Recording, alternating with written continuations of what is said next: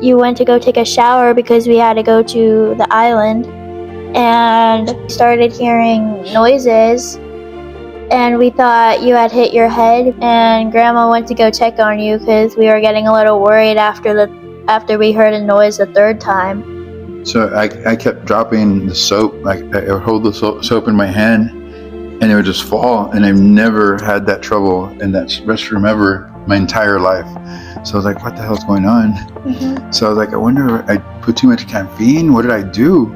So I was getting nervous, and I kept picking up the bottle and dropping it, picking up, dropping it. I couldn't hold it. And then I was scared because I had locked the door and I was in the shower.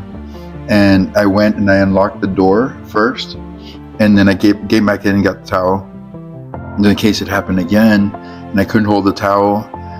So I got the towel, went and sat down, and that's when I walked in. And that's when you walked up. You were acting weird because you didn't say anything. You were trying to talk, but you couldn't. And so I went to go get Grandma. You didn't want her to call the ambulance? Well, because I thought it was going to pass, and I thought, okay, whatever it is, it's going to go away. Then I told her to go call because I got worried. I didn't want anything to happen. And she came and she said, I already called the ambulance to come check you out. You weren't going to go sit down, and I pulled you to the couch. And then as soon as I sat down, that's when we saw the fire trucks and the ambulance come in. And they said that was a possible stroke.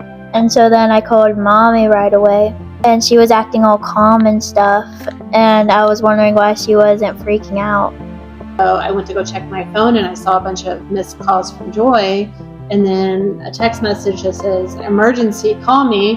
And she says, the ambulance is here for Daddy, and they think he might have had a stroke. And you know how I am when, something crazy like that happens. I kind of panic on the inside, but I don't let it show that I'm scared. I was just really calm on the phone with Joy. Number one, I didn't want to freak her out and make her more worried, and I wanted her to think that it wasn't a stroke, that it was going to be okay. I asked her to call me on FaceTime so I could see him myself and kind of assess the situation, and I could see right away that he was terrified. He couldn't talk, and he was crying, and he just looked really he was panicking in that moment. As soon as I hung up with Joy, I called Jasmine, and Jasmine's always been kind of a calming, I call it the Jasmine effect. And I said, are you at work? And she was like, no, I'm on my way. Why? And I said, well, don't freak out. And I kind of told her what was going on, and the next thing I know, 3 minutes later, she's knocking at my door. Or she made me laugh, and she made me feel like everything was going to be okay. When I got to Brownsville Hospital, Delinda, my mother-in-law, reached out to me, and she said that they're going to transfer him to Harlingen because they have a stroke unit there in Harlingen that can better assess him. I was still kind of holding on to the hope that he hadn't had a stroke, but I was also kind of starting to freak out a little bit. And it wasn't until they got to Harlingen and they did a CAT scan on him, and they saw that he had bleeding in his brain and that he had an aneurysm that caused the stroke.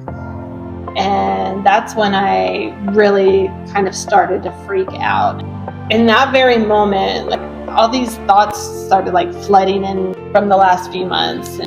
We have experienced losses in the last few months that we have been, struggling with, and we were finally getting to a good place in our life where we were about to start the next chapter of our lives, and we were talking about how great everything was going to be. And in that moment, I felt like God was taking you away from me too.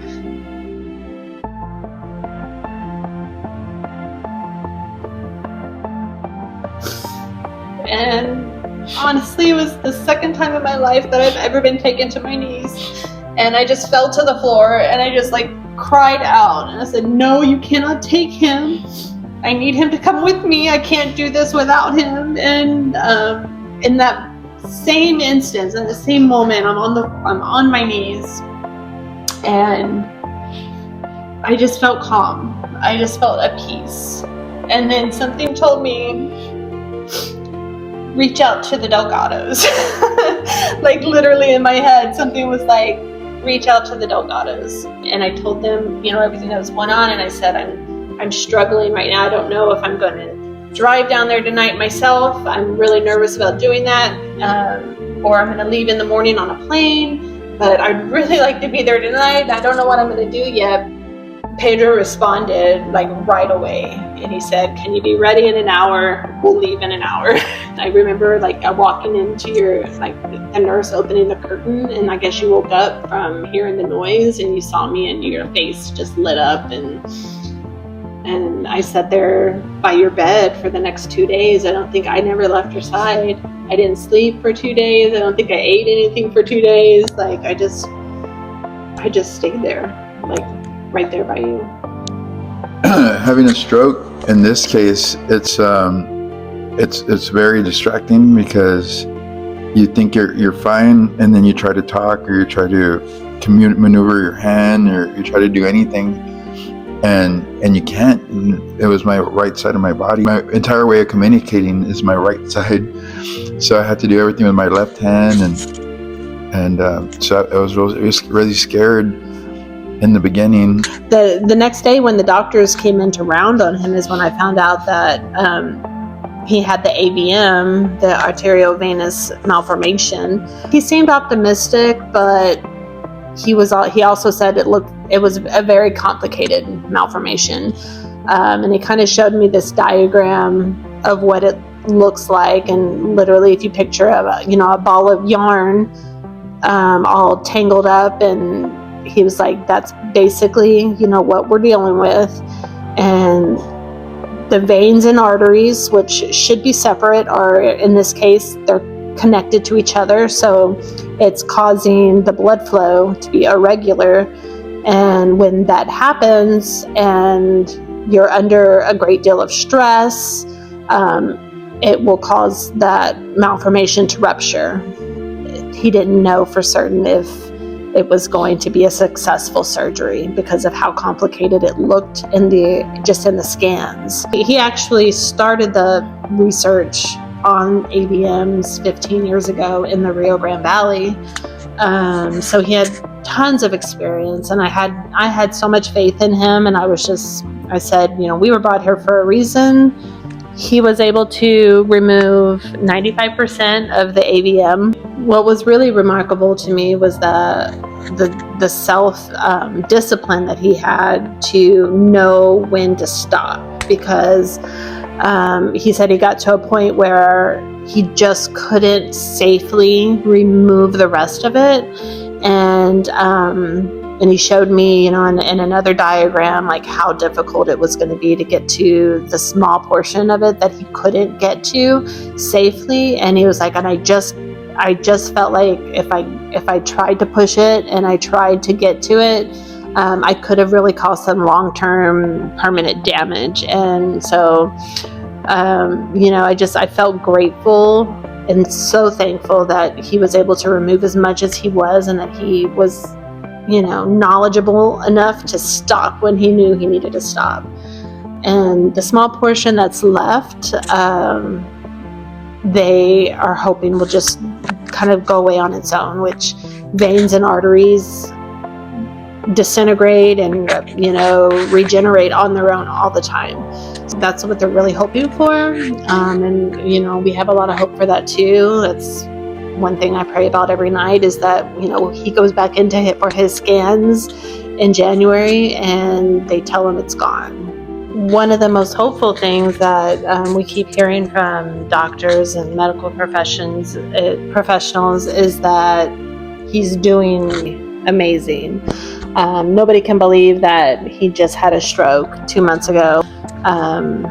He's been out of the hospital since August 25th, and when he came out of the hospital, he really couldn't talk at all. No medication. He's kind of a medical miracle a little. He finally got accepted into the UT RGV speech therapy program. They're very interested in his case.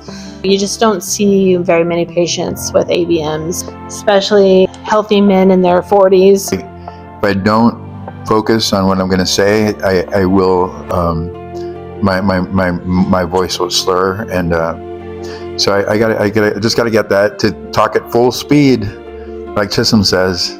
Yesterday was the first day that he's actually written anything since having his stroke. He did lose all ability to communicate for quite a while. He wasn't able to talk. He wasn't able to write or text, type. He couldn't make that connection from the words, the thoughts in his head to come out in any way.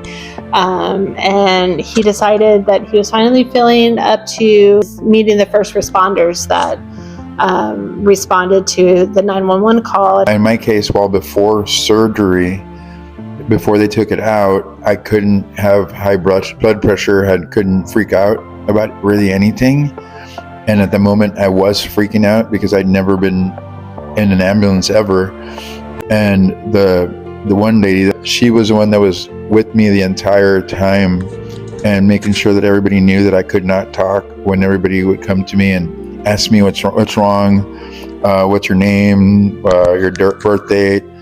I couldn't communicate, and I didn't have anybody with me. So she stayed with me the entire time, and then until the very, very last minute when they were about to take me up to the ICU in Harlingen, and it's when she finally said bye.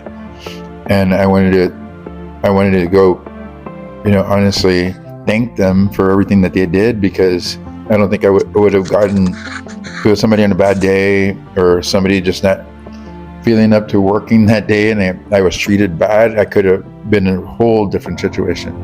But okay, so yeah, enough about being sad, and go have fun, go watch the bands. Thanks for coming out, guys. I love you. I'll see you all soon. Drowning deep in my sea of lonely, broken, your servant died.